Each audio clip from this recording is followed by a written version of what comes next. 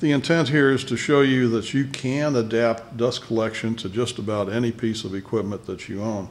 When you're sanding, carrying material down this way. So I want to encase the lower part of this belt and this housing so I can connect my shop vac and draw a vacuum on this area. I took a piece of plywood, used the motor bolts in the front and the back to hold that plywood in place. And then I'm going to bring a piece around this to encapsulate this part of the belt sander. And I put a little bit of caulking down here around the base of the sander just so that my air isn't escaping going underneath here. This is the removable piece that encapsulates the bottom part of the belt drive.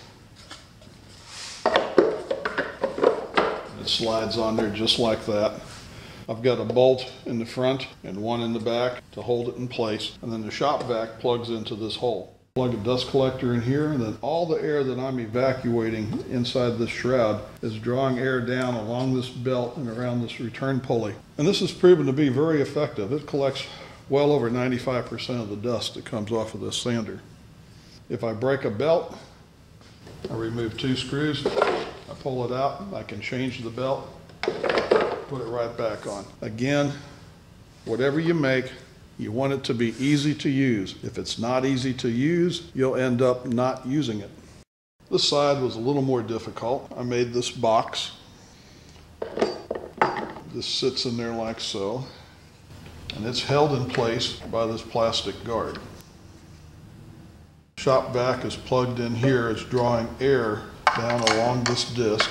The air box is put in place and is held in position by 2 nylon bolts that secure the top part of this disc guard, and then you put the table back in place. If you wear out the disc, peel that off and replace it just by removing this table.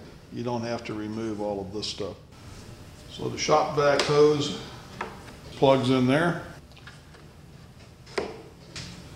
If you're using the belt, you plug your shop vac hose in on this side.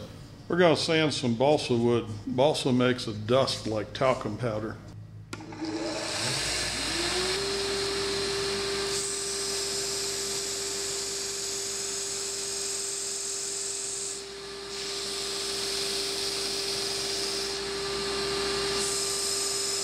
The only dust escaping the collector is what's being carried around by this belt. And having the enclosure around the drive pulley down there helps eliminate most of that.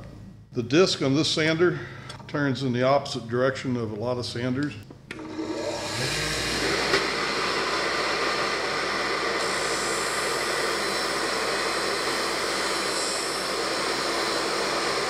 And again, very little dust escapes. This is collecting well over 99% of the dust. They don't make this particular sander anymore. That's too bad.